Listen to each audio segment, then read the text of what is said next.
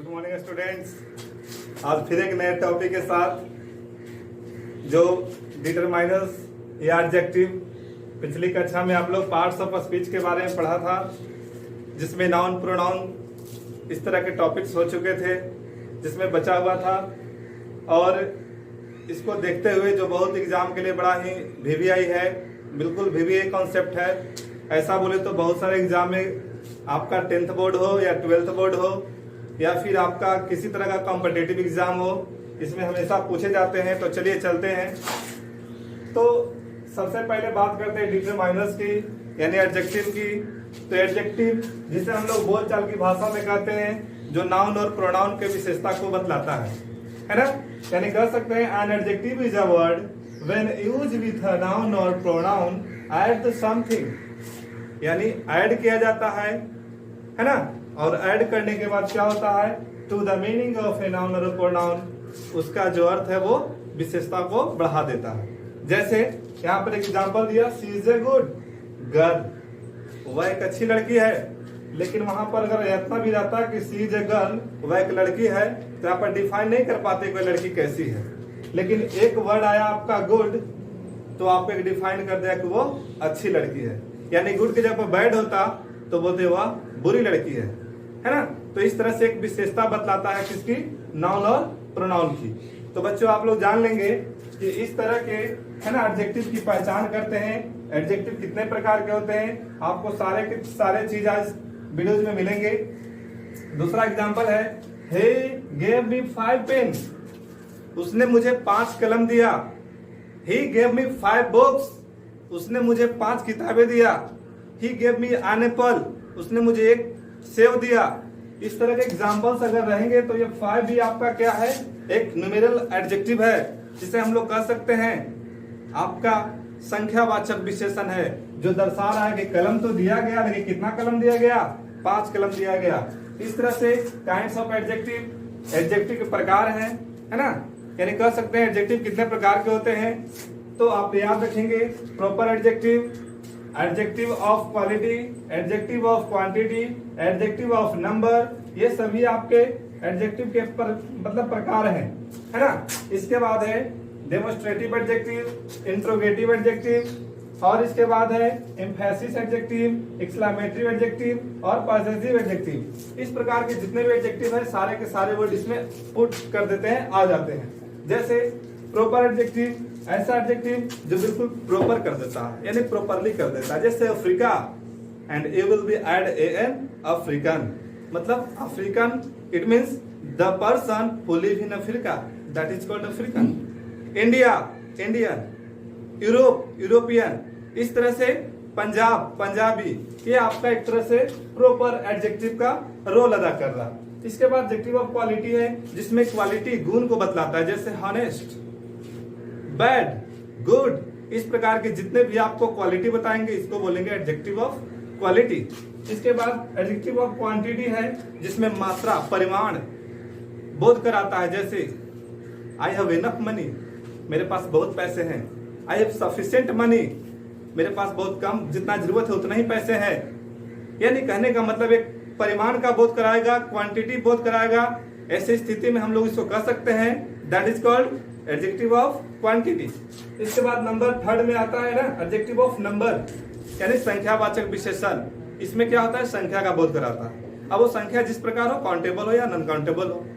अगर काउंटेबल होगा तो डेफिनेट नंबर कहेंगे, नहीं होगा तो नॉन डेफिनेट नंबर कहेंगे। जैसे 1 2 3 4 5 to 100, ये सब आ जाएंगे डेफिनेट नंबर में, है ना। लेकिन इसी के जस्ट अगर हम लोग कहेंगे सभी, बहुत कम, थोड़ा सा, कुछ कुछ, तो ये सब आपके आ जाएंगे इंडेफिनिट नंबर में। इस तरह से नंबर 6 पे आता है इंट्रोगेटिव एडजेक्टिव, यानी प्रश्नवाचक विशेषण, जिसे खास करके आप लोग जानते होंगे। इंट्रोगेटिव से मतलब यहाँ इससे आपको एक इंट्रोगेट करता है। जैसे what, which, who, whom, which, where, how, ये सब आपके वर्ड हैं इंट्रोगेटिव। यानी कह सकते हैं कि how many boys in this classroom, आपसे पूछेगा where is adjective and which type of adjective, तो आपको बताना पड़ेगा यहाँ पर इंट्रोगेटिव एडजेक्टिव है ना। तो इस तरह से इसको बाबू इंटरोगेटिव कहेंगे। अब डेमोन्स्ट्रेटिव होता है जिसमें डेमोन्स्ट्रेट करता है, यानी एकदम चिन्हित करता है, बतलाता है। जैसे दिस मतलब यह, दैट मतलब वह, तो दिस मतलब दीज मतलब ये सभी, दैट यानी दोज वे सभी। तो ये चार आप याद रखेंगे, ये सब डेमोन्स्ट्रेटिव एडजेक्टिव में आते हैं, ठीक है। इसी तरह से आप लोगों को है ना एम्फेसिस में होता है, क्या होता है, एक जोरदार होता है ना, एम्फेसिस वर्ड होते हैं इसमें। इस तरह से एक्सक्लेमेटरी में होगा, है ना, व्हाट ब्यूटीफुल गर्ल। इस तरह से एक्सक्लेमेटरी वाले वर्ड रहेंगे तो एक्सक्लेमेटरी एडजेक्टिव कहेंगे। अगर पॉसेसिव रहेगा, जैसे this is my pen, my यहाँ पर पॉसेसिव है ना। Take your challenge yourself, तुम अपना चुनौती खुद स्वीकार करो, तो यहाँ पर आपका पॉसेसिव है। इस तरह से और भी बहुत सारे एडजेक्टिव का मतलब करेक्ट यूज करेंगे। कहाँ पर लगाएंगे सम, कहाँ पर लगाएंगे मेनी, कहाँ पर लगाएंगे मच, कहाँ पर लगाएंगे फ्यू, कहाँ पर ए फ्यू, कहाँ पर लिटिल, कहाँ पर ए लिटिल। इस तरह के वर्ड जब आपको मिल जाएंगे तो आपको यूज करने में कंफ्यूजन होगा, लेकिन इसको आप लोग तब तक देखें फिर उसको बताते हैं। तो बच्चों अभी हमने बताया कि एडजेक्टिव के अलग अलग इस्तेमाल होते हैं, यूज ऑफ एडजेक्टिव। ऐसा नहीं कि कहीं पे एडजेक्टिव कुछ लगा देंगे, कहीं पर कुछ लगा देंगे, तो ऐसा करने से आपको गलत हो जाएगी। जैसे एच, एवरी, आइदर, नाइदर, सबका अर्थ करीब करीब एक ही होता है, लगभग सेम होता है। जैसे है ना सिंगुलर नंबर सबके साथ लगता है ना। एक एग्जांपल में दिया हुआ आइदर बुक इज यूजफुल, है ना। एक भी बुक जो है वो यूजफुल है, लाभदायक है।